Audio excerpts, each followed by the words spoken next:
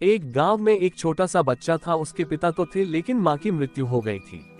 पिता सारा दिन काम करता और अपने बेटे को पाल पोस कर बड़ा करता है। वह सारे सुख अपने बेटे को देता है जो एक माँ दे सकती थी। उस पिता ने कभी कुछ नहीं मांगा, सिर्फ इतना ही मांगा कि मेरे बेटे को कोई परेशानी ना हो।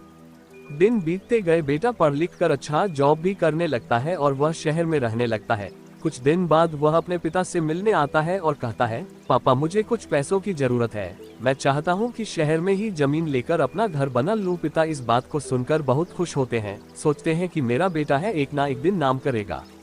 जिंदगी भर की बचाई हुई पूंजी को निकालकर अपने बेटे को दे देते हैं।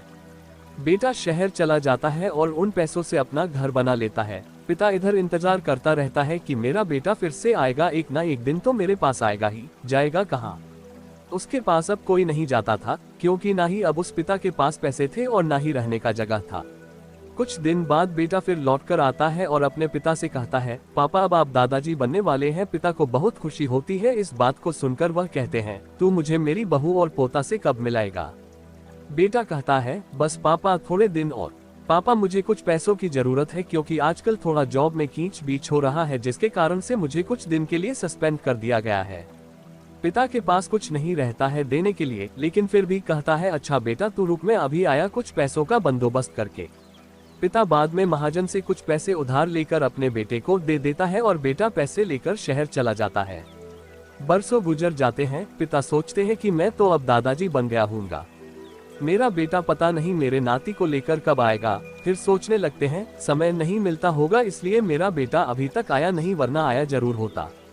तब तक महाजन 2-3 आदमी को लेकर उस पिता के घर पर आता है और कहता है कि आपके वादे के मुताबिक मैं पूरे 3 महीने बाद आया हूँ अपने पैसे ले जाने। पिता कहते हैं, मेरे पास पैसे नहीं है देने के लिए। महाजन कहता है, जब पैसे देने नहीं थे तो आपने मुझसे उधार क्यों लिया? तभी पिता कहते हैं, ठीक है रुको, मैं तुम्हारे लिए पैसों का बंदोबस्त करके आता हूँ। और वहाँ के नजदीकी अस्पताल में चले जाते हैं। वहाँ जाकर अपना ब्लड डोनेट करते हैं और अपनी एक किडनी बेच देते हैं और उस महाजन का कर्ज छूटा कर देते हैं।